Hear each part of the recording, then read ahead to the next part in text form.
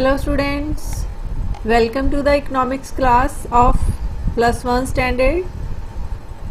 As we have already started lesson number 11, human capital formation. In this chapter, till now we have discussed meaning of human capital, difference between human capital and physical capital, role of human capital formation in economic development, sources of human capital formation. So today in this video we will discuss health and economic growth, human capital formation in India, growth of education sector in India, growth of health facilities in India, problems of human capital formation in India. So let's start with the meaning of human capital. Students, there are number of persons having different kinds of degrees, like doctors are there, engineers, teachers are there, weavers, sculptors, and number of other persons with different kinds of work who have the skills. These persons are educated and they are having experience also, and all these people are known as the human capital of the country, and all these are critical for the economic development. Economic development, we mean to say that living standard of the people of the country, literacy rate, life expectancy, health, all these are economic development. All these are showing the economic development of a country. And the political development. Political development means stability of the government of a particular country. That is known as human capital. Human capital, it is a combination of knowledge, ability, skill, and physical capacity of the people, which help them to produce more, give more output with a limited time period and with less number of machines. So human capital can be classified as the economic value of a worker's experience and skills. So we can say that human capital includes the different assets like education is there, training is there, intelligence, skills, health, and other things that employers value, such as employers value means like loyalty of the workers and punctuality, being in time. That is the employers value from the employers point of view, that the employers find in the workers. Now we will discuss some important key terms related to the topic. First one is economic growth, balanced diet, and vocational education. Economic growth. Students, when there is economic growth, it means that there is an increase in the national income of a country. When a country increases the gross domestic product, per person increase in the labor input, such as workers or hours worked, technological progress, human capital, and a number of other different kinds of machines like ventilators are there, and setup of more industries are there. So all these are known as economic growth. So economic growth, we can say that it is an increase in the nation's production of goods and services. Production of goods like setup of different kinds of industries like chemical industries are there, furniture industries are there, tractor industries are there, then and textile industries are also there, jute industry is there, cotton industries are there. So, and different kinds of services different kinds of services like services of farmers, cobblers, chartered accountants, doctors, engineers, managers. Done. So all these are when increment in such kind of services and goods, production of goods, that is known as economic growth. Balanced diet. Students, balanced diet means when we are healthy, the diet that give us the nutrients, means that give us the stamina to work. In the balanced diet there are different kinds of green leafy vegetables, fruits are there, and grain foods like cereals are there, mostly whole grains like black grams are there, and high fiber varieties, fish, eggs, nuts and seeds, milk, yogurt, cheese, or other alternatives like mostly reduced fat. Drink plenty of water, and all these are required for balanced diet. And in the balanced diet there is no junk food done, and there is lesser fried done. Well balanced diet is with low fat, sugar and salt, but high fiber done, in the form of salads, green leafy vegetables and fruits. A balanced diet that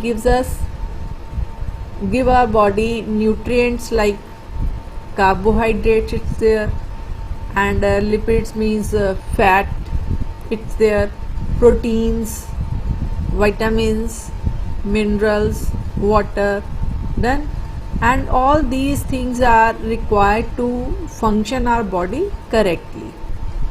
So to get the nutrition you need fresh fruits. Your diet should also contain proteins and wide range of vitamins and minerals.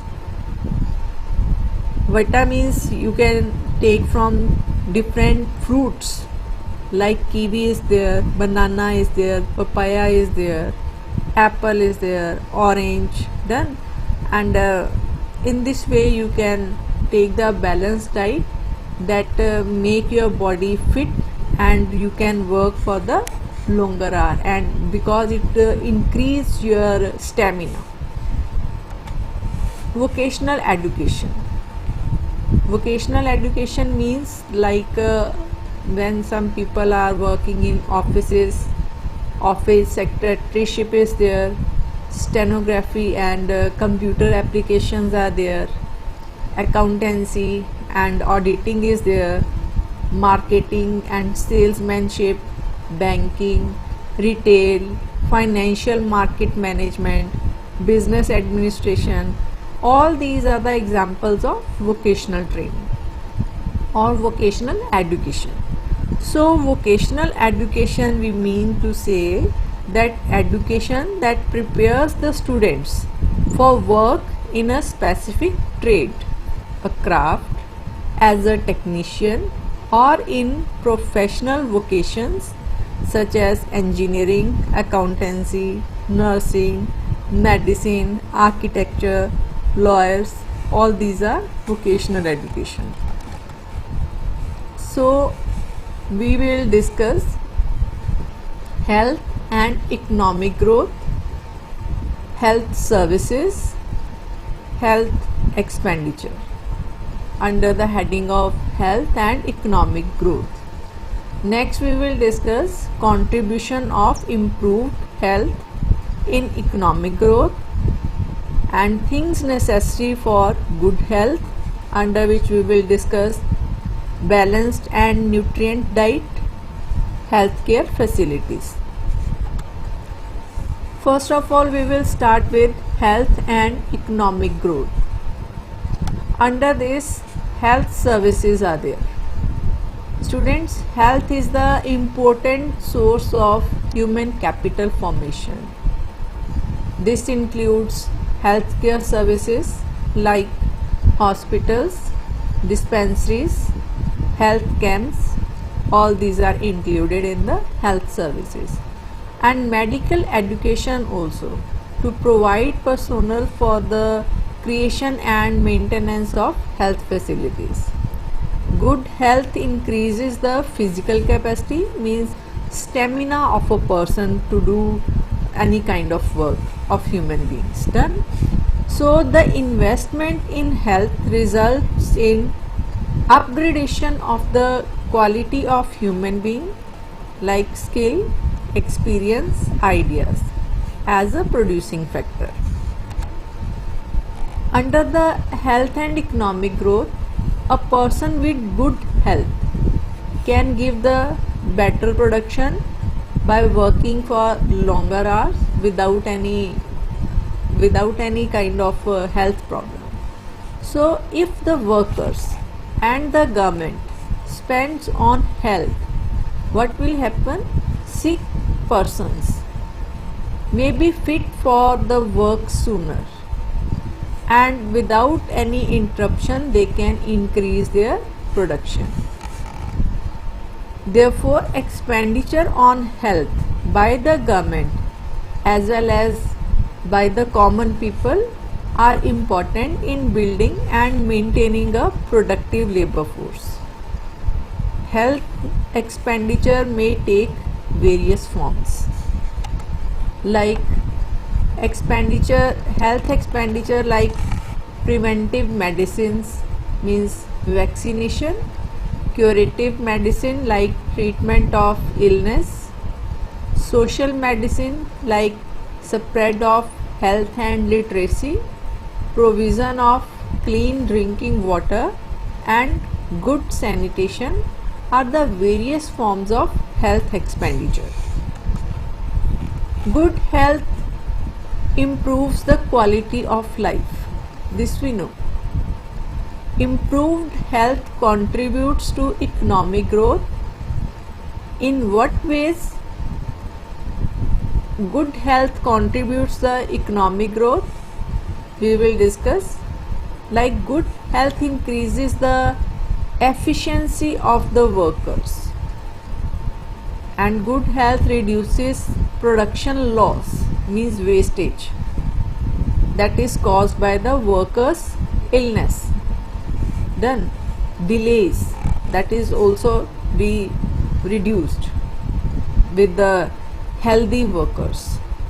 Good health increases the enrollment of children in schools and makes them better able to learn, and they feel happy also.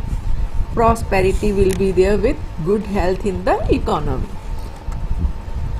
Two things are necessary for good health. Which one? That is balanced and nutrient diet.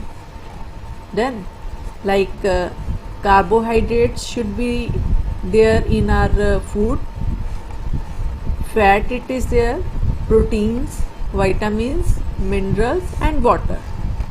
So healthcare facilities like hospitals, doctors, nurses, beds and equipments are necessary. Then for the economic growth. So till now we have discussed the topics health and economic growth, under which we have discussed health services and health expenditure, contribution of improved health in economic growth, and things necessary for good health, for which we have discussed balanced and nutrient diet, healthcare facilities. Now we will discuss the topics human capital formation in India, under which we will discuss Kothari Commission, National Policy of Education 1968, growth of education sector in India, elementary education, under which we will discuss Sarv Shiksha Abhiyan, education guarantee scheme and alternative and innovative education, that is EGS and AIE, midday meal scheme, NPEGEL scheme, and means National Program for Education of Girls at Elementary Level. Next we will discuss Kasturba Gandhi Balika Vidyalaya scheme, that is KGBV. Secondary education, under which we will discuss Rashtriya Madhyamik Shiksha Abhiyan Model School Scheme, scheme for construction and running of girls hostel for secondary and higher secondary schools, expansion of technical education and development of research facilities. So let us start with the human capital formation in India. Students, first of all, human capital formation means when there are increase in the number of doctors, engineers, chartered accountants, company secretaries and managers, teachers, then with the higher skill and ability can be considered as a human capital formation in India. When the stock of all these persons will increase in any economy, that economy is saying that there is a higher level of human capital formation. So human capital formation plays a very important role in the developing countries like India. Contribution of human capital towards economic growth recognized in India, particularly during the third 5-year plan.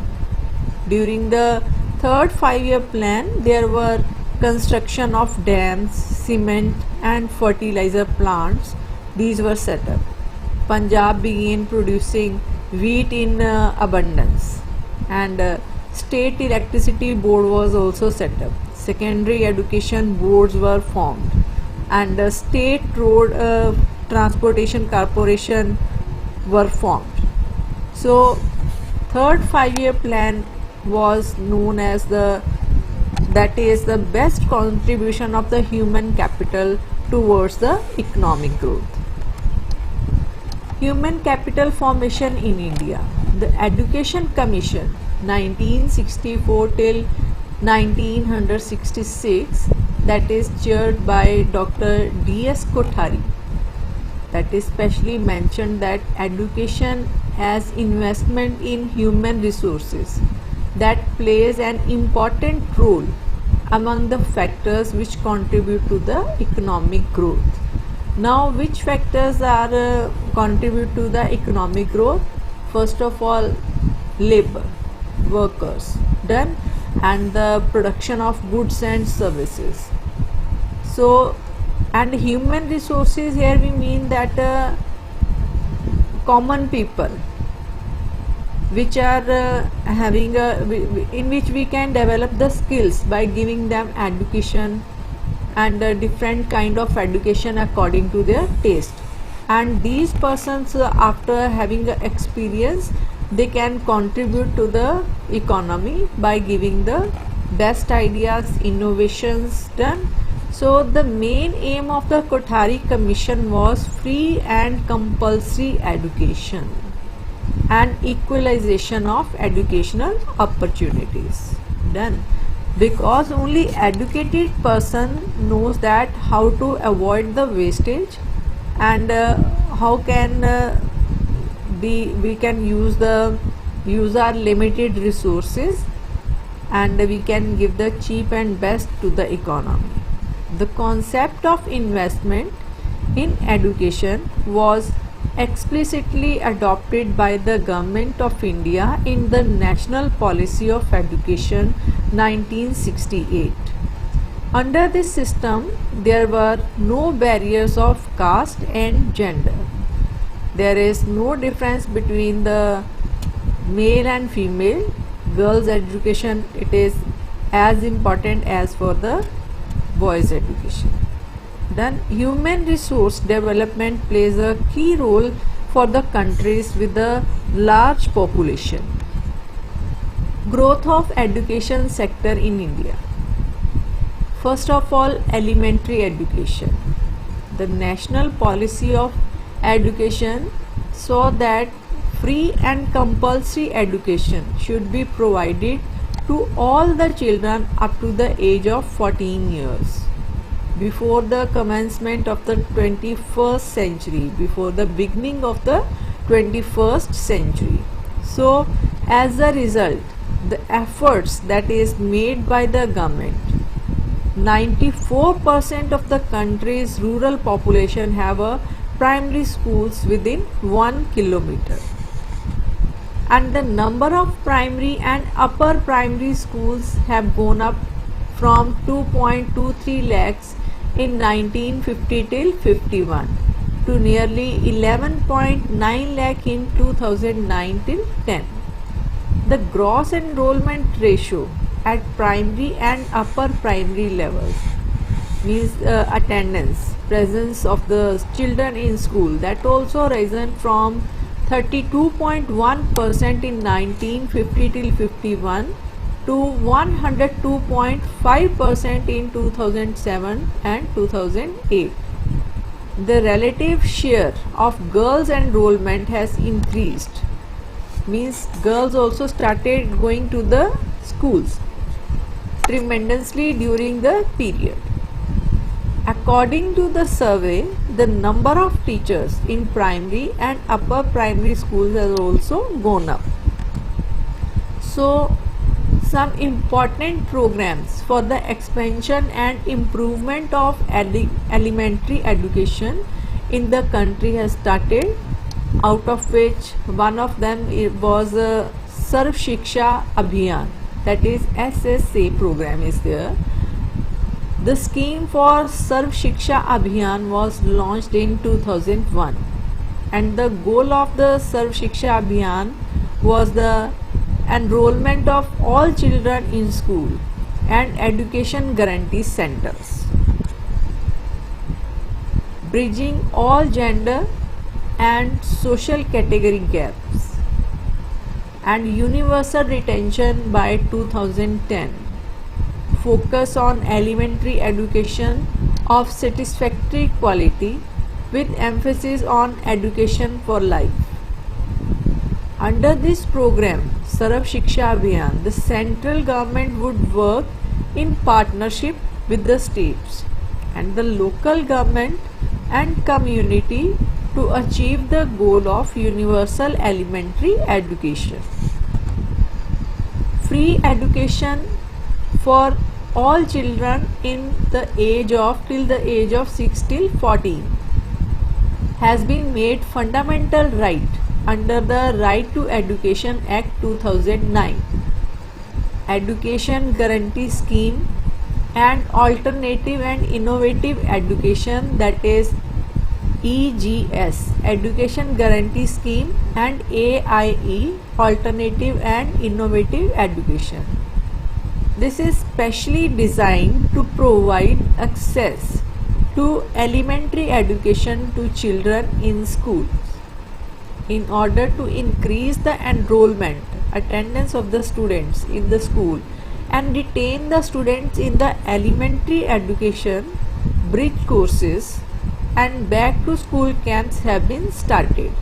Bridge courses like Diploma in Elementary Education has been started, and another program that is started by the government for the human capital formation in India, that is midday meal scheme. Students, midday meal scheme was launched in 15th August 1995, and this program was started to increase the enrollment ratio of the students in school and keep in mind for about their health also. So the objective of this program is to give boost to the universalization of primary education so that all the children can get education and improving nutritional status of the children by providing them nutritional midday meal in the schools. It was revised in September 2004 to make a provision for providing cooked meals to children, and it was further revised in 2006, 2008 and 2009 also. Under the human capital formation in India, the objectives of midday meal schemes was improving the nutritional status of children in primary schools and in primary classes also, and encouraging poor children to attend the school regularly and help to focus them on the classroom activities.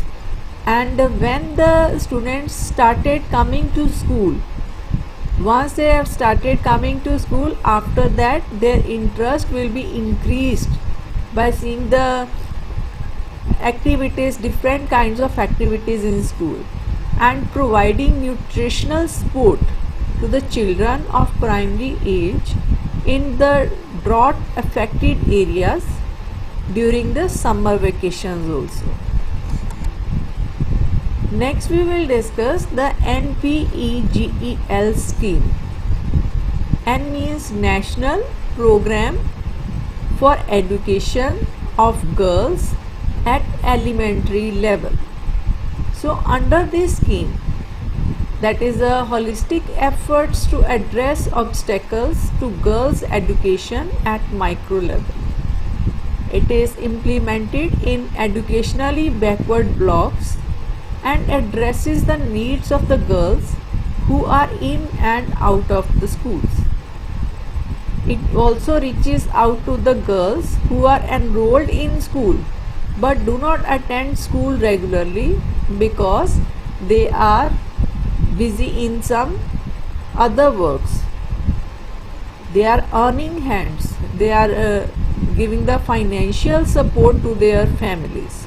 So the scheme works through village level when women and community groups are there. Next scheme that is adopted by the government, that is for the human capital formation in India, Kasturba Gandhi Balika Vidyalaya scheme, KGBV. Under this scheme, there is a provision for setting up of residential upper primary schools for girls of scheduled caste, scheduled tribes and other backward classes and Muslim communities. This scheme targets areas of scattered habitations where schools are at great distances and are challenged to the security of girls, for which girls discontinue their education. Still, now today also there are some areas where the security of girls are not safe. KGBV addresses, that is Kasturba Gandhi Balika Vidyalaya, addresses this through setting up residential schools in the block itself.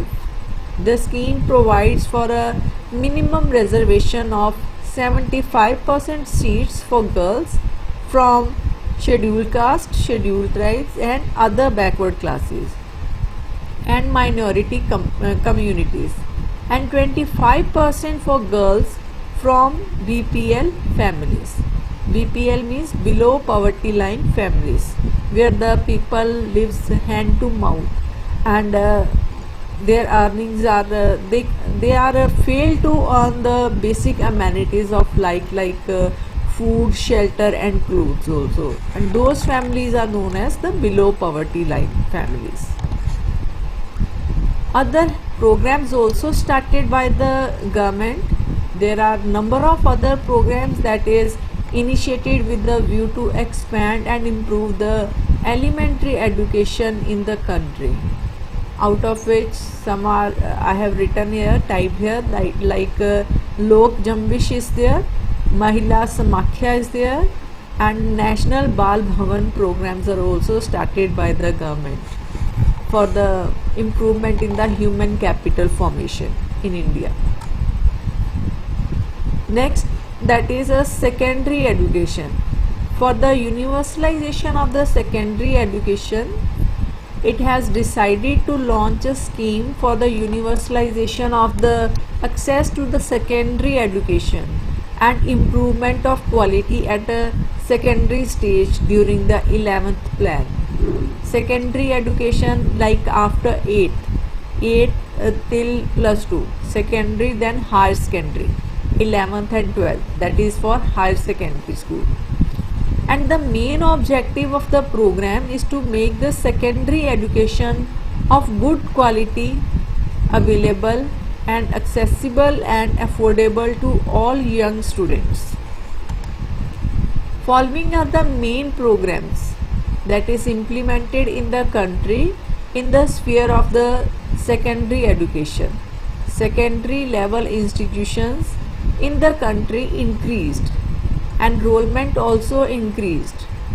Rashtriya Madhyamik Shiksha Abhiyan RMSC. Rashtriya Madhyamik Shiksha Abhiyan was launched in March 2009, and the main objective of this to enhance the access to the secondary education like 8th till 10th and improve its quality. The quality interventions include ensuring all secondary schools conform to prescribed norms, removing gender, socio-economic and disability barriers, and providing universal access to secondary level education by 2017. And the central and state government bears 75% and 25% of the project expenditure. Model schools scheme also launched in 2008 and 2009 and is being implemented from 2009 till 2010. Under this scheme, provide quality education to the talented rural children through setting up 6,000 model schools as benchmark of excellence at the rate of one school per block.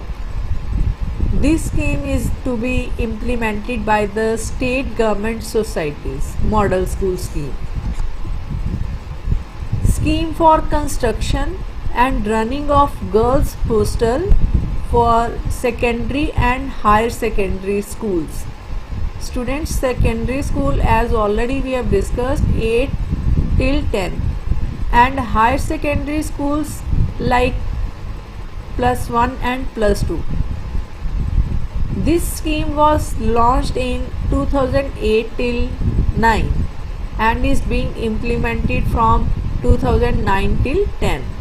And this scheme is to be set up girls hostel with 100 seats in about 35,000 educationally backward blocks. And the main aim of this scheme is to retain girls children in the secondary school to continue their secondary education so that they can make their future safe. There are many other schemes that is started by the government, that is scheme of ICT. ICT means Information and Communication Technology schools, and inclusive education for disabled at secondary stage also.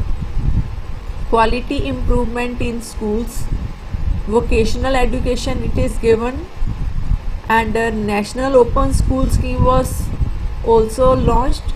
Navodaya Vidyalayas, Kendriya Vidyalayas are there, and National Council of Educational Research and Training was there. There has been enormous expansion in the higher education since 1950 till 51, and the number of universities, which was only 27 in 1950 till 51, that also increased to 27,204 in 2012. University of Madras, established in 1857 and is one of the three oldest modern state universities in India, other being the University of Calcutta and University of Mumbai. These were the three oldest modern state universities in India. So besides for the quantitative expansion of higher education, special attention has been given to improve its quality. Then, and in 1985, Indira Gandhi National Open University was established, to provide educational opportunity for school dropout children, housewives, and unemployed and working people. So the University Grants Commission was set up in 1956 for coordination and determination of standards in higher education. Expansion of technical education. Technical subjects as courses that are devoted to a practical study such as engineering, technology, design, business or other workforce related subjects, and a technical aspect of a wider field of study such as art or music is there. And the main aim of the technical education is that it makes the students skilled and technically fit for the industries also, so that they can easily, without any hesitation and without any interruption, they can work in the industries and can contribute the production of goods and services to increase the national income. So examples of the common technical school training programs include like baking and pastry arts are there, cosmetology certification, radiography technology, criminal justice and therapeutic massage is there, automotive engineering, agriculture, animal husbandry, forestry, fishing. All these are the technical training programs. Since 1950 till 51, there is a gigantic growth of technical and professional education in India. After independence, the number of institutions imparting technical and professional education has increased. A number of institutions that providing education in agriculture, animal husbandry, forestry and fishing etc. have been established. So different courses in agriculture are also there, and some of which I have enlisted here, that is Bachelor Science in Agriculture, Economics and Farm Management, Bachelor of Science in Genetic, Plant Breeding and Bachelor of Science in Agriculture. Agriculture universities are the most important among them. By 2000 till 2001, there were 28 agriculture universities in the country. ICAR National Dairy Research Institute Karnal, ICAR Indian Agriculture Research Institute New Delhi, Punjab Agriculture University Ludhiana, Chaudhry Charan Singh Haryana Agriculture University Hisar and University of Agriculture Sciences Bangalore. So under the human capital formation in India, in future for technical education, special attention will be given to areas like electronics, computer system, satellite communication, nuclear science, environment, engineering, bioengineering and non-conventional energy resources development, that is natural resources like that is wind is there and tides, solar, biomass etc. that generate energy and which is known as non-conventional resources. So these are pollution free and hence we can use these to produce a clean form of energy without any wastage, and technology it is there. Now we will discuss the development of research facilities. Since 1950 till 51, there has been significant progress in the development of research facilities. Research in science and technology is being undertaken by universities, Institute of Technology, professional colleges and specialized research laboratories are there. The Indian Council of Agricultural Research is the top body that coordinates agriculture research. Indian Council of Agriculture Research runs a number of research institutes like Indian Council of Agriculture Research, National Dairy Research Institute, Karnal, Indian Council of Agriculture Research, that is Indian Agriculture Research Institute, Delhi, New Delhi. So the Indian Council of Medical Research, that is ICMR, is the top body in the field of medical research. There are number of institutes under ICMR also there, like Indian Council of Medical Research, National Institute of Research in Tribal Health, Jabalpur, and Indian Council of Medical Research, Bhopal, Memorial Hospital and Research Center, BMHRC, Bhopal. Indian Council for Medical Research, headquarters, New Delhi. Indian Council of Medical Research, National AIDS Research Institute, NARI, Pune. Indian Council of Medical Research, National Animal Resource Facility for Biomedical Research, NARFBR, Hyderabad. Total Literacy Campaign under the Human Capital Formation in India was also started. In 1988, National Literacy Mission was set up to achieve full literacy, and the Total Literacy Campaign has been started to achieve this target, under which different programs are also started, that is Sakshar Bharat program. Sakshar Bharat is the centrally sponsored nationwide literacy scheme of the Indian Department of School Education and Literacy, that is DSEL, focusing on the increasing women's literacy in India. Sakshar Bharat was launched by the Prime Minister on International Literacy Day in September 2009. Under this, next one is under the Total Literacy Campaign, next program that is launched by the government, Education for All. The movement started by the National Literacy Mission, that was Education for All, also started. Growth of health facilities in India. Expansion of health facilities in India, we can see from this chart.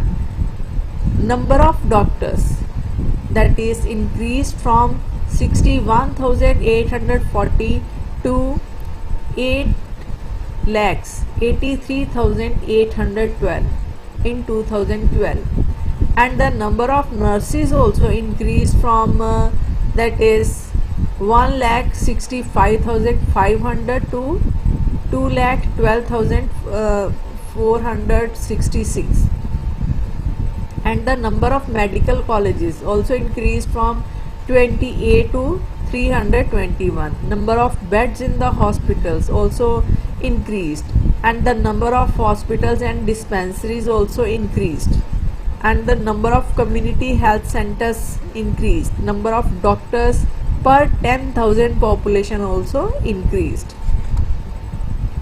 Community health centers with at least 30 beds and operating at district level cater to about 1 lakh of the population. Primary health centers operates at block levels and cater to about 20,000 to 30,000 people, providing only general medical care and maternity facilities, family planning advice. Sub-centers basically for family planning services and child care services serve about 5,000 persons, and modern hospitals with advanced levels of equipments and medicines are located in big cities like AIIMS, All India Institute of Medical Sciences, New Delhi. Number 2, that is PGI Chandigarh. Number 3, that is Christian Medical College, Vellore, and Apollo Hospital, Chennai. Medanta, that is Medicity, Gurgaon. Now till now we have discussed the topics human capital formation in India, under which we have discussed Kothari Commission, National Policy of Education 1968, and growth of education sector in India, under which we have discussed elementary education, under which we have discussed the different programs Sarv Shiksha Abhiyan, Education Guarantee Scheme and Alternative and Innovative Education, Midday Meal Scheme, NPEGEL Scheme, that is National Program for Education of Girls at Elementary Level, and Kasturba Gandhi Balika Vidyalaya KGBV scheme also done. Under the secondary education, Rashtriya Madhyamik Shiksha Abhiyan RMSA, model school schemes, scheme for construction and running of girls hostel for secondary and higher secondary schools, expansion of technical education and development of research facilities. Now we will discuss the topics, that is critical appraisal, human capital formation in India, problems of human capital formation in India, and reasons for the intervention of the government in education and health sectors. First of all, we will discuss the critical appraisal, human capital formation in India. Since independence, students, there has been significant expansion in the physical provision of health services, as there is an increase in the number of doctors, increase in the number of hospitals, dispensaries, and the number of health camps are also that is situated by the government. During 1951 till 2012 done, but in spite of all these, many people are there that can't enjoy the facilities about health that is provided by the government. In Amritsar also you can see there are number of hospitals like Guru Ramdas Hospital, Valla Guru Nanak Dev Hospital at Majitha Road, Hartej Hospital, ESI Hospital Majitha Road, and dispensaries of ESI are there, Amandeep Hospital, EMC Hospital, that is also known as Kakkad Hospital, and the civil hospital also there in Amritsar. But in spite of all these, some people can't approach these health facilities because of high charges, and different kinds of tests are there, that is not a cheaper one, and these are beyond the approach of the common man. Though literacy ratio has significantly increased, many people are educated. Higher education are also there with the people having skills, ability, and difference in the literacy ratio between males and females narrowing down also. Now you can see that in today's era, number of girls that is highly qualified, and they are more qualified than boys, but still we need to promote education for women, because still in some areas people or the families having objection on the female education. So the number of people getting higher education is still small. Level of unemployment is higher among the educated youth, because educated youth do not want to work according to the employer's point of view. They demand for the that is jobs that is according to their qualification, and they are also demanding for high salaries and good environment and different kinds of facilities.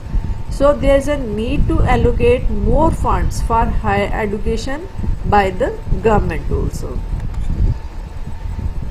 Next one is the problem of human capital formation in India. First of all, the very big problem, that is the rising population. Rapidly rising population that adversely affects the quality of human capital formation in developing countries.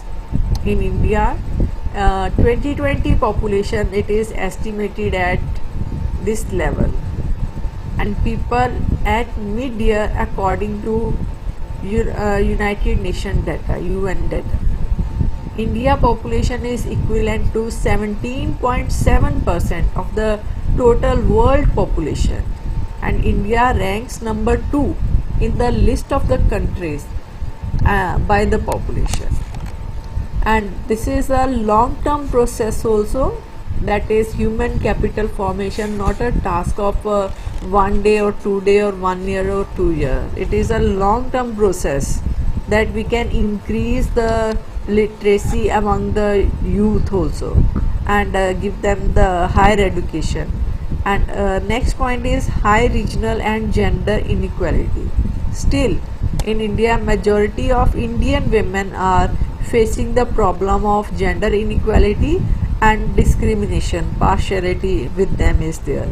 As per UNDP report, India ranks 132 out of 187 countries on gender inequality index. See the rank, it is very much lower rank that India according to the gender inequality ratio. Insufficient attention is paid to agriculture education also there.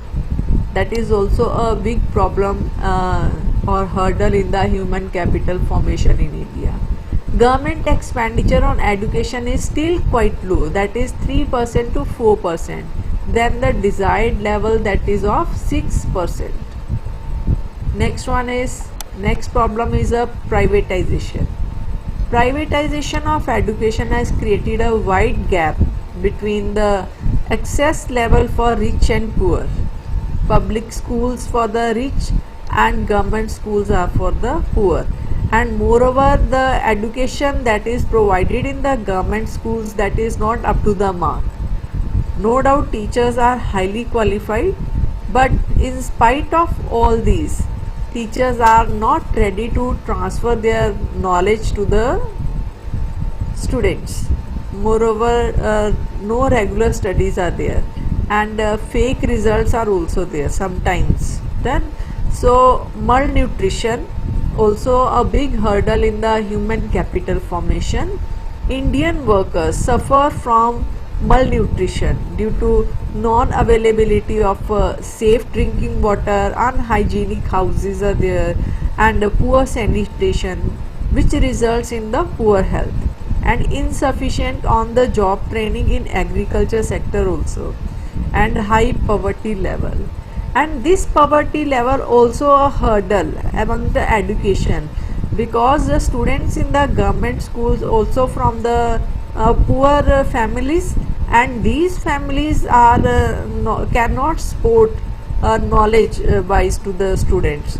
That's why there is a bridging a gap between the private education and the government education level. Next, we will discuss the reasons for the intervention of the government in education and health sectors.